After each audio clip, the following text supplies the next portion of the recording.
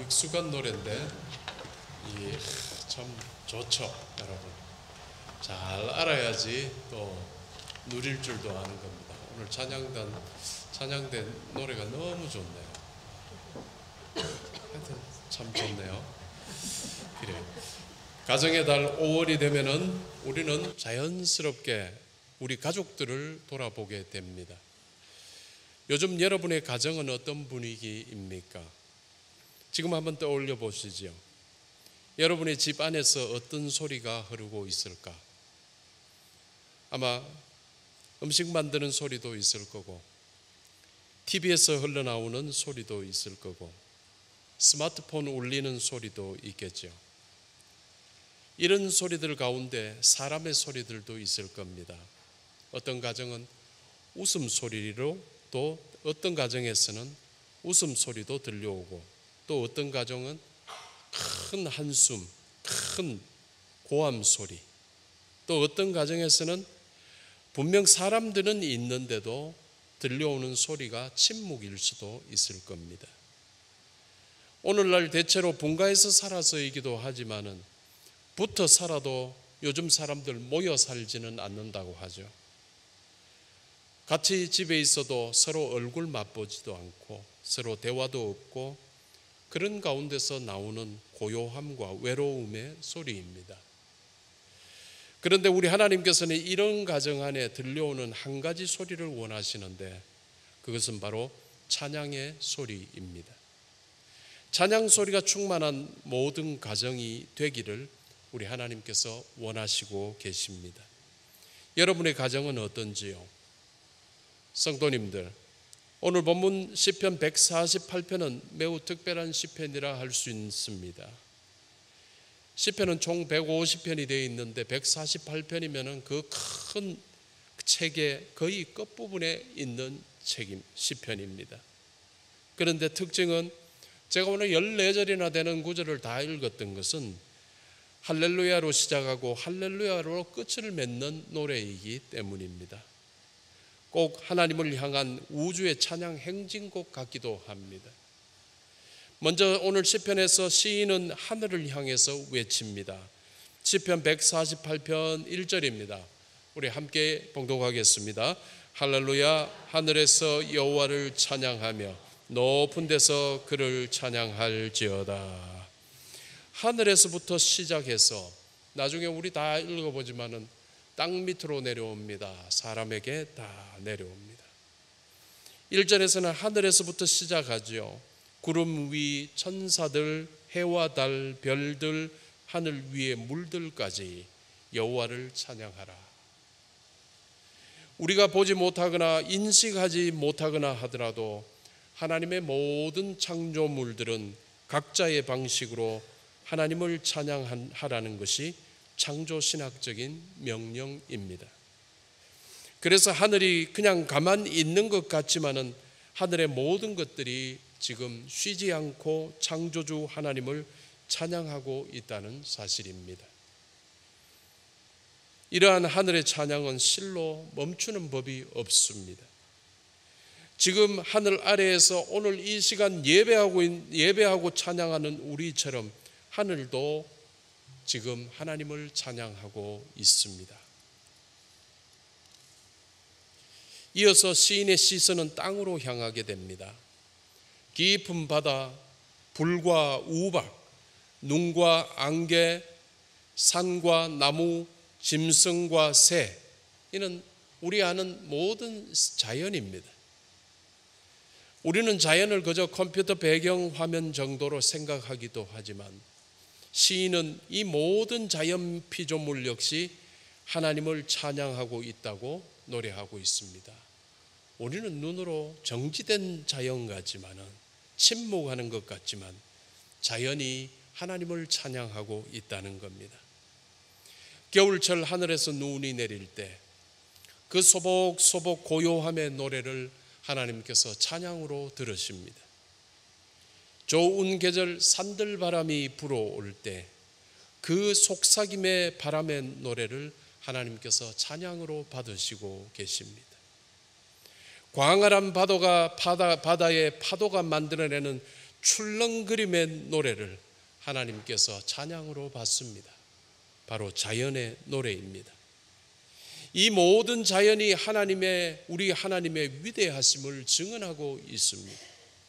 조금 전 우리 79장 찬송도 불렀지요.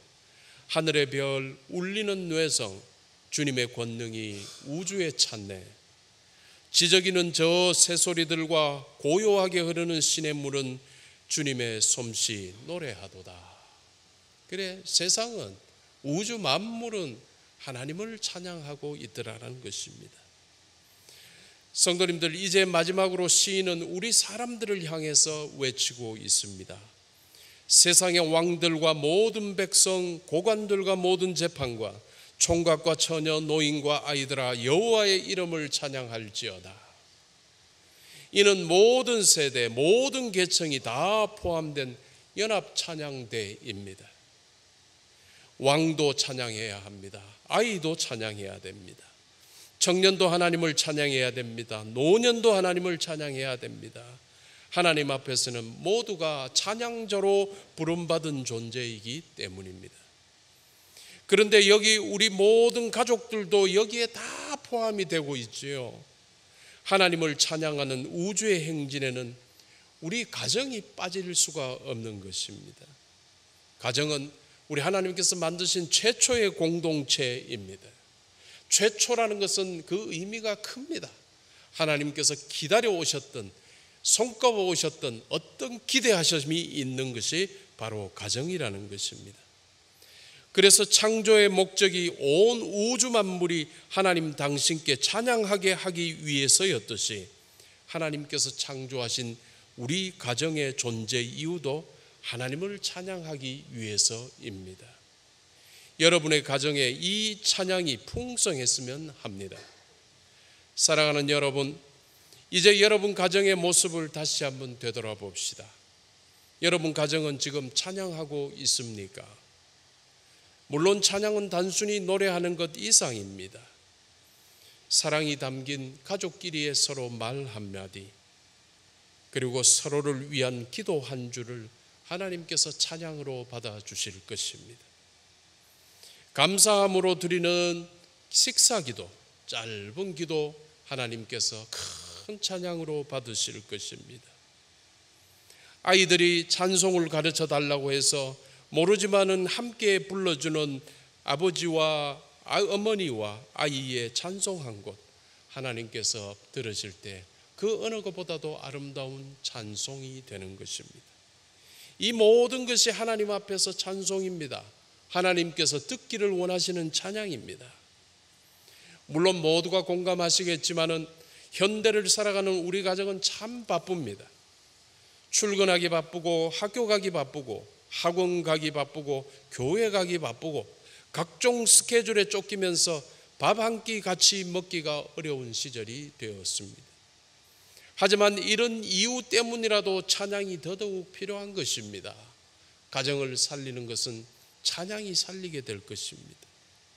이렇게 바쁘게 살아가던 우리 마음을 찬양이 부드럽게 해줄 수 있기 때문입니다. 다소 냉랭했던 부부 사이에 찬양 한 곡으로 풀어지고 반항기 많던 자녀가 찬양하는 엄마의 눈빛에서 사랑을 느끼게 될 것입니다. 가정 안의 기도 소리가 다시 울리게 되면은 우리 가정은, 안 될 것 같은 우리 가정은 놀랍게도 다시 살아나게 되는 겁니다. 한 가정의 이야기를 들려드리겠습니다. 이 땅에 많은 아버지들이 그렇듯이 이 아버지도 역시 늘 바쁘고 지쳤기에 집에 오면은 늘 말할 힘이 없어서 무뚝뚝한 아버지였죠. 이 땅에 많은 자녀들이 그렇듯이 이 자녀들도 역시 스마트폰에 빠져 있고 게임에 빠져 있었습니다. 어머니는 교회 다닌다고 늘 바쁘고, 그래서 그 집에는 그리스도인의 집이지만은 집은 늘 외로움이 흘렀던 집이었습니다. 그러던 어느 날 작은 밥 물건을 청소하던 아버지가, 정리하던 아버지가 옛날 총각 시절에 찬양 인도하고 할 때 썼던 기타를 발견하게 됐네요. 옛날 추억 때문에 그 기타를 줄을 당겨서 조율을 하고 조용히 기타 연주를 했습니다.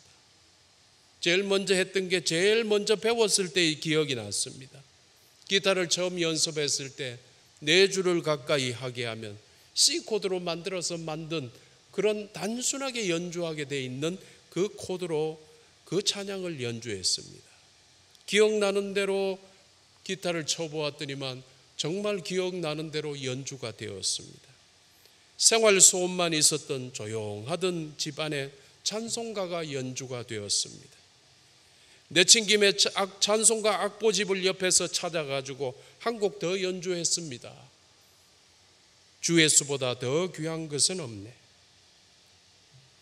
처음에는 가족 모두가 놀랐고 그랬지만은 이후로 이 가정이 놀랍게 변하게 됩니다.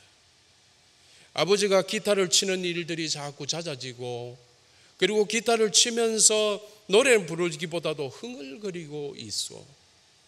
어머니가, 아내가 눈물을 흘리며 따라 부르고,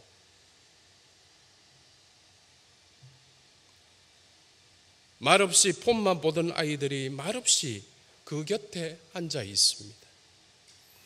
그 작은 찬양이 가정 예배로 이어졌고, 그 가정은 지금 온 가족이 그 교회에 자기 부서의 찬양대로 활동하고 있다고 합니다. 이렇듯 찬양은 회복의 씨앗이 되고 있습니다. 가정이 찬양할 때 하나님께서 임재하시고 그 가정과 함께 하시기 때문입니다.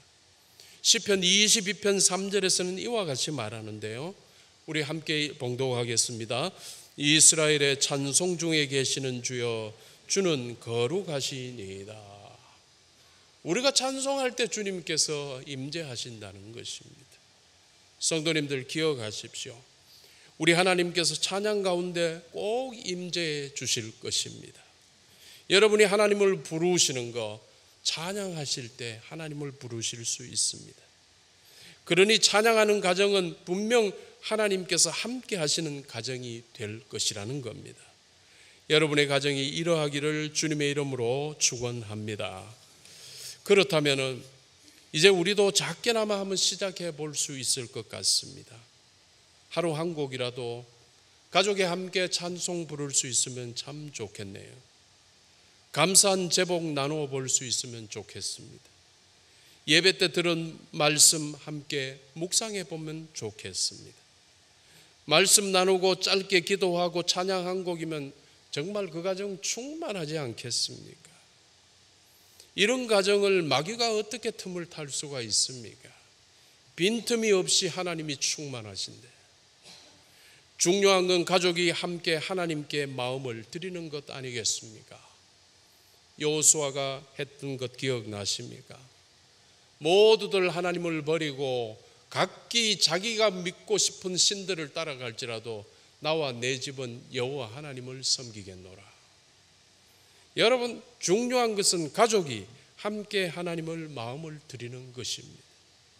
사랑하는 여러분, 그래서 시편 148편은 단순히 아름다운 시 한 편이 아니라고 볼 수 있습니다. 이것은 하나님께서 원하시는 창조 세계의 모습입니다. 그리고 우리가 추구해야 할 가정의 방향성을 보여주는 것입니다. 노래 부르기가 힘들면은 여러분 그냥 스피커를 통해서라도 찬송을 좀 틀어두시고 따라 부르시고 여러분의 가정에 찬송이 넘치게 하십시오. 이게 우리 하나님의 기대하심입니다. 해와 달도 하나님을 찬양하고 산과 들도 하나님을 찬양하고 노인과 아이도 하나님을 찬양하는 하나님의 기대입니다. 우리 가정을 통해서입니다. 우리 교회를 통해서입니다. 이제 우리 가정도 또 새로운 영적 가정이라고 할 수 있는 우리 교회도 온 우주 만물의 이 찬양 행렬에 여러분 동참해야 하지 않겠습니까? 성도님들, 여러분 가정이 우리 교회가 함께 찬양하는 공동체 되기를 주님의 이름으로 축원합니다. 기도하겠습니다.